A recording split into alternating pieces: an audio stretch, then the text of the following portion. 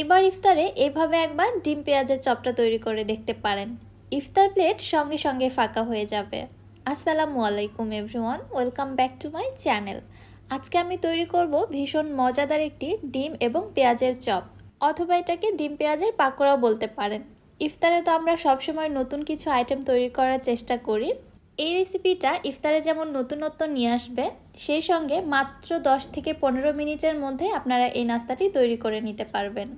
আশা করছি রেসিপিটি আপনাদের কাছে ভালো লাগবে। চলুন তাহলে রেসিপি দেখে আসি। ফার্স্টে এখানে আমি নিয়েছি 3টি সেদ্ধ ডিম। বিসমিল্লাহ। আমি ডিমগুলোকে কেটে সমান 4 ভাগে ভাগ করে নিচ্ছি। আপনারা চাইলে একটি ডিম থেকে 2টি স্লাইস করতে পারেন, আবার 4টির থেকে বেশিও করতে পারেন, তবে আমি 4টি করে স্লাইস করে নিচ্ছি। আবার চাইলে একটি গোটা ডিম দিয়েও এই রেসিপিটি তৈরি করতে পারবেন। ডিমগুলোকে এক সাইডে রেখে দিচ্ছি। এবার একটি মিক্সিং বোলের মধ্যে নিয়ে নিচ্ছি 1.5 কাপ পেঁয়াজ কুচি। পেঁয়াজগুলোকে আমি একদম মিহি কুচি করে নিয়েছি। এই রেসিপিটা তৈরি করতে পেঁয়াজটা একটু বেশি পরিমাণেই লাগবে। এবার আমি এর মধ্যে দিয়ে দিচ্ছি 3 থেকে 4টি কাঁচামরিচ কুচি। মরিচটা আপনারা আপনাদের টেস্ট অনুযায়ী কমিয়ে বাড়িয়ে দিবেন। দিয়ে দিচ্ছি হাফ কাপ ধনিয়া পাতা কুচি। 1 চামচ দিয়ে দিচ্ছি শুকনা মরিচের গুঁড়া। পাকোড়াটা আমি একটু ঝালঝালভাবে তৈরি করব, এজন্য আমি এখানে কাঁচামরিচ এবং শুকনো মরিচের গুঁড়া দুটোই ব্যবহার করছি।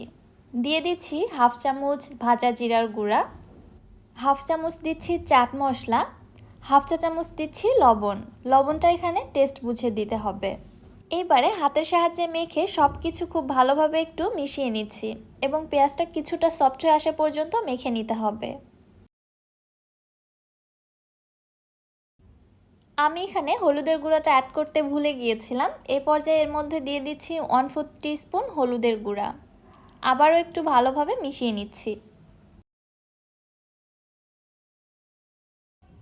মেশানোর পরে দেখুন পেঁয়াজটা কিন্তু আগের তুলনায় সফট হয়ে এসেছে। এইবারে বাইন্ডিংয়ের জন্য এর মধ্যে দিয়ে দিচ্ছি আমি হাফ কাপ বেসন। বেসনের পরিবর্তে আপনারা এখানে চালের গুঁড়াটাও ব্যবহার করতে পারবেন। এছাড়াও অর্ধেক বেসন অর্ধেক চালের গুঁড়া এইভাবেও ব্যবহার করতে পারবেন। তবে আমি আজকের পাকোড়াটা শুধু বেসন দিয়েই তৈরি করব। বেসনটা দেওয়ার পরে খুব ভালোভাবে মিশিয়ে নিচ্ছি। প্রথম অবস্থায় মনে হতে পারে মিশ্রণটা অনেক বেশি ড্রাই আছে, এর মধ্যে পানি অ্যাড করা লাগতে পারে, তবে আগে পানি অ্যাড করবেন না। ভালোভাবে মিশিয়ে নেওয়ার পরে যদি দেখেন অধিক শক্ত হয়ে আছে, সেই ক্ষেত্রে এখানে 1 থেকে 2 টেবিল চামচ পরিমাণে পানি দিতে পারেন। আমার এই মিশ্রণটা রেডি হয়ে গিয়েছে, দেখতে পাচ্ছেন ঠিক এরকম একটা মিশ্রণ হয়েছে। এর মধ্যে কিন্তু আমার 1 ফোঁটাও পানি অ্যাড করতে হয়নি। হাতটা পরিষ্কার করে নিয়ে এখান থেকে সামান্য কিছু মিশ্রণ নিয়ে হাতের মধ্যে এভাবে চেপে চেপে একটু ফ্ল্যাট করে নিচ্ছি। এবারে আগে থেকে কেটে রাখা ডিমের স্লাইস থেকে একটি স্লাইস নিয়ে এর মাঝ বরাবর বসিয়ে দিচ্ছি। এবার আমি মিশ্রণটা 4 সাইড থেকে উঠিয়ে এরকম একটা চপের শেপ দিয়ে নিচ্ছি। ডিমটা ভেতরে থাকবে এবং উপরের অংশটা পেঁয়াজের মিশ্রণ দিয়ে সম্পূর্ণভাবে কোটিং হবে, এইভাবে চপটা তৈরি করে নিচ্ছি। আমার একটি চপ তৈরি করা হয়ে গিয়েছে। এইভাবে সম্পূর্ণ চপগুলো তৈরি করার পর চলে যাচ্ছি চুলাতে। চুলায় একটি প্যানের মধ্যে পর্যাপ্ত পরিমাণে তেল খুব ভালোভাবে গরম করে নিয়েছি। দেন চুলার হিটটাকে মিডিয়াম করে দিয়ে চপগুলোকে তেলের মধ্যে ছেড়ে দিচ্ছি। এবার মিডিয়াম হিটে চপগুলোকে উল্টে পাল্টে ভেজে নিতে হবে।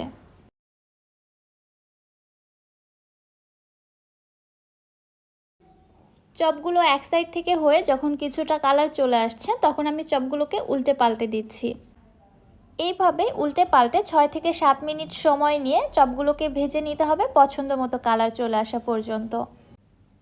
চপের মধ্যে যখন পছন্দ মতো কালার চলে আসছে, তখন আমি তেল ঝরিয়ে উঠিয়ে নিচ্ছি।